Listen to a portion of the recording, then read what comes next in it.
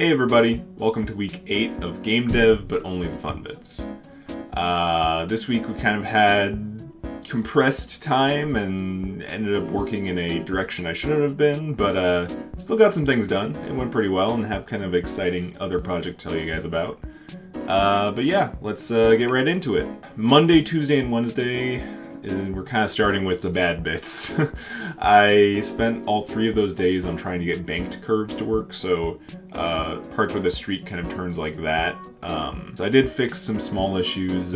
Straight lines are working, but as soon as you have a curve that both turns and banks, everything kind of falls apart. And I just kind of got frustrated and kept working on it without really reevaluating my approach. So I just kind of kept trying random things that I shouldn't have been spending time on and just spent way too much time. 3 days with not a whole lot of results. So after that, on Thursday, I decided just to work on whatever I felt like at the time to make me feel a little better. So I decided to add a character in it. So you'll see in this video, I have a person on the bike now. And Thursday I made the model in Blender, and I set up the IK, which I'd never done before. And then Friday I started adding some animations to make them kind of lean forward when you speed up and stick out your hand when you're near a trail. There's still a lot of issues with the joints right now. They bend weird and it's all kind of clipping, and I kind of want to add some tilt with the torso, but yeah, that was at least some forward progress. So then Friday, surprise, was Ludum Dare number 40, and my 11th Ludum Dare. This one got some middling results. It wasn't the worst Ludum Dare I've ever done, but yeah, things went right, things went wrong. So the theme was the more you have, the worse it gets. So I made this game where your projectiles they turn into enemies. So when you shoot, it shoots out a projectile, and then later, like 30 seconds later, it'll turn into another enemy. So built a bunch of puzzles around that. It's kind of a puzzle action game. So I think the 3 biggest things that went wrong, I placed too much novelty and confusion, especially with jam games. I really like to kind of throw a player in and let them just figure out what in the world to do, make it purposefully confusing. This time, the last couple times really, it's been a little too much. Like, these first few comments I'm getting, people don't really know what to do and are really confused, and not in a good, surprising way that I can sometimes get happen. Second mistake, I think, was doing 3D. The last, I think, 3 jams, I've done 3D projects. I want to get practice, and it is good practice, but the amount of polish you can get done in 3D compared to 2D is just not as much. And the third thing that went wrong is I spent a little too much time on features I didn't end up using.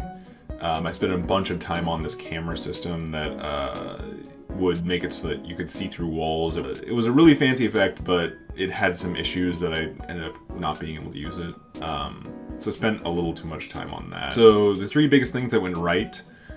First is I have this system in there where you can use the Q and E keys to rotate the camera 90 degrees.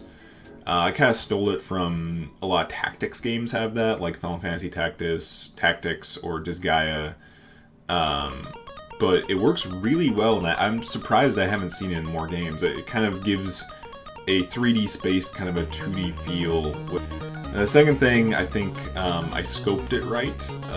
Not in terms of using 3D, but the amount of content I planned. I made a list of kind of puzzles to get in, and kind of planned out a space for it to happen, and kind of it was just the right amount of content to get done. Like I was done a couple hours before the deadline, and yeah, that's kind of the goal, is you want to get done right before and not be rushing, and I didn't feel rushed at any time. And then the third thing is I got a lot more practice with Unity's animation tools. I hadn't really used those before. I'd always hack together animation stuff, and they're really nice. I already started using it in the main project, Sundays, that I've been working on. yeah, it turned out okay. I'll put a link in the comments if you want to check it out. It's not fantastic. I don't even recommend you check it out, but it's there. It's okay. But yeah, moving on to next week. So next week is or this week, I guess.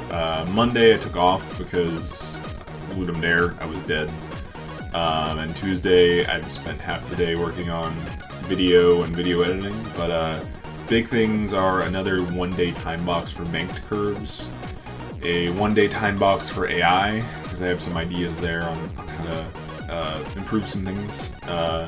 And then other things, I want to finish an intro sequence, which I already started last week, to kind of give a title screen and a start to a demo. And then final thing I want to do is fix the skids. Right now, if your car starts to slide on a turn, if you take a turn too fast and it kind of skids, the effect that is put in is super debuggy, and I need to just add something that doesn't look like an obvious debug thing. So yeah, those are things I want to get done this short week. Hopefully the next week I can get a new demo out, one that has kind of a better user experience, more polished. But yeah, that's all for this week. Thank you guys for watching. I'll talk to you guys next week. Later.